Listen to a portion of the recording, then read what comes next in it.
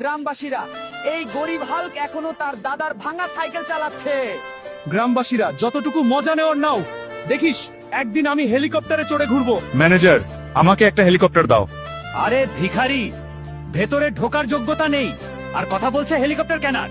মজা নিতে চাইলে নে, কিন্তু একদিন আমি তোর পুরো শোরুমটাই কিনে নেব। রে, এখন হেলিকপ্টার কেনার এত টাকা কোথায় পাবো? মনস্টার পালোয়ানকে হারাও আর 500 কোটি জিতে নাও রে। কি রে, 500 কোটি? এই মনস্টার পালোয়ানকে আমি হারাবো। শুনো গ্রামবাসী, যে মনস্টার পালোয়ানকে যে হারাবে সেই জিতবে 500 কোটি।